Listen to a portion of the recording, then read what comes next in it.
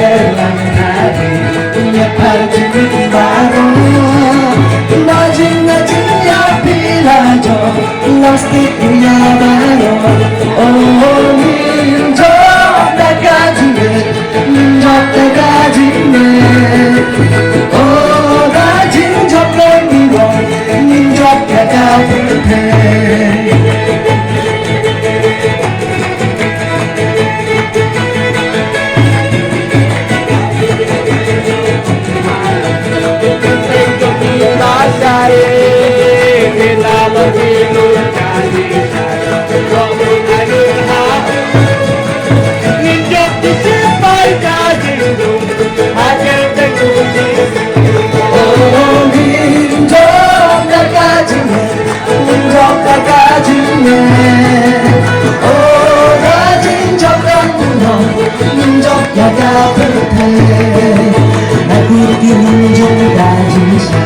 Sempat bertantuni Tentu sepanca dunianya Enggak masih kadang ini Sambung jadi nomor syukur Maka perlu nisai Nitip jenak kalong jinjo Engkang jokok ya penting Oh jinjo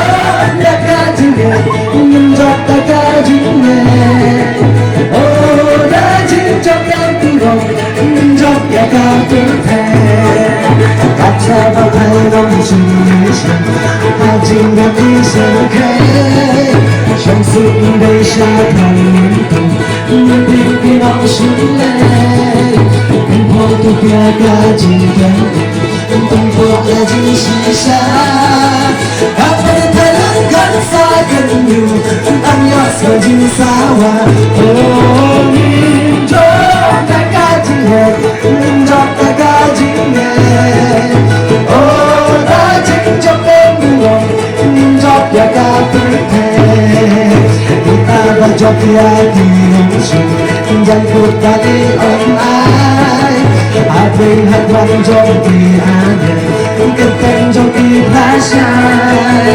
Dena lebih kaji saya Mbak mut alik hau Joki sipai kajindu Haket tentu jisu Oh ninjo dak kajine Ninjo dak kajine Oh najing jokeng kulong Ninjo dak kajine Lama jong long kajin saya Tinjong ya gong lai lang Ingat hasilnya kajin jong Mbak nyuku tertajam Gambar ibu kajin saya Ndok aduk nau Ninjok kesipai kajin du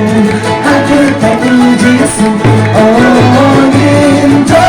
dak kajine Ninjo dak kajine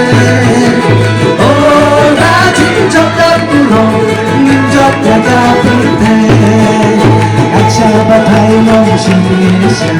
Hajing gak bisa kaya Shamsu Indonesia itu mimpi orang sulai Impor tu piaga cinta Impor gaji sisa